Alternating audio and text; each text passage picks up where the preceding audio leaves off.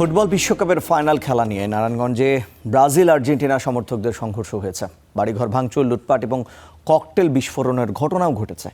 গেল রাত 10টার দিকে ফতুল্লার হাজীগঞ্জ এলাকায় এই সংঘর্ষ হয়। এতে উভয় পক্ষের অন্তত 8 জন আহত হন।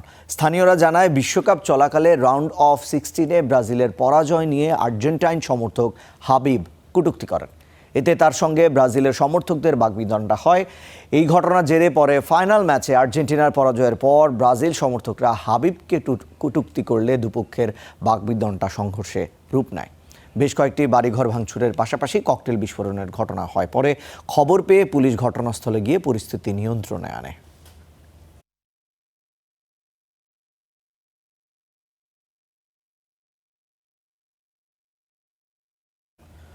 দর্শক, এই বিষয়ে আরও জানবো। নারায়ণগঞ্জ থেকে আমাদের সঙ্গে যুক্ত হচ্ছেন আমাদের সহকর্মী রাশেদুল ইসলাম রাজু, আপনার কাছে জানতে চাই, এখন কি পরিস্থিতি? খেলা তো একটি ম্যাচও কিন্তু বাংলাদেশে অনুষ্ঠিত হয়নি, কিন্তু আমরা এরকম অনাকাঙ্ক্ষিত অনেক ঘটনা দেখেছি। এখন পুরো এলাকার কি পরিস্থিতি, পুলিশ কি বলছে এ বিষয়ে?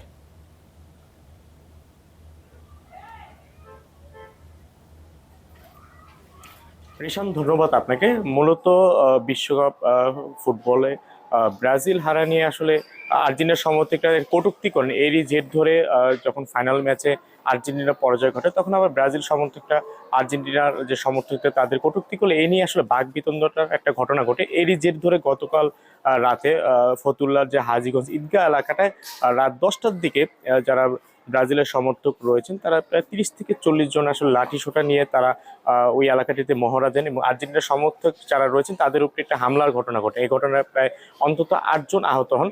এ বিষয়ে আমরা ফতুল্লা মডেল থানা পুলিশের সঙ্গে কথা বলেছি। তারা আমাদের যেমনটা জানিয়েছেন যে তারা খবর পাওয়া মাত্রই তারা ঘটনাস্থলে গিয়ে উপস্থিত হন এবং পুলিশের উপস্থিতি পেয়েই তারা ঘটনাস্থল থেকে পালিয়ে যান। এবং তারা আরেকটি বিষয় আমাদের জানিয়েছে, যারা আসলে এই সংঘর্ষে জড়িয়েছেন তারা অধিকাংশ আসলে কিশোর বয়সের।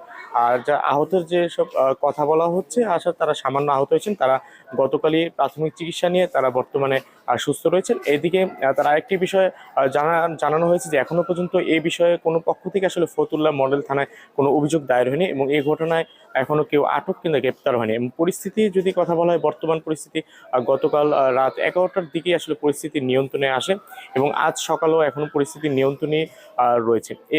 এর সঙ্গে আমি আরেকটি বিষয় যুক্ত করতে চাই যে মূলত এই ঘটনাটি আসলে বেশ কিছুদিন ধরেই ওই পরিস্থিতি উত্তপ্ত ছিল এবং ঘটনা ঘটার সময় তারা দেশীয় অস্ত্র নিয়ে মহড়া দেওয়ার পাশাপাশি তারা কয়েকটি হাত বোমা বিস্ফোরণ ঘটান। এর ফলে যে এলাকাটি মূলত এই ঘটনা ঘটে, ফতুল্লার ঈদগাহ মাঠ এলাকা যেটি বলা হয়ে থাকে, ওই ঈদগাহ মাঠ এলাকাটির ঘনবসতি হওয়ার কারণে এখানে আসলে যারা জনসাধারণ রয়েছে তাদের মধ্যে আসলে এক ধরনের আতঙ্ক তৈরি হয়।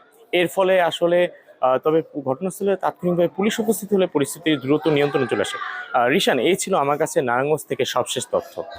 আপনাকে ধন্যবাদ।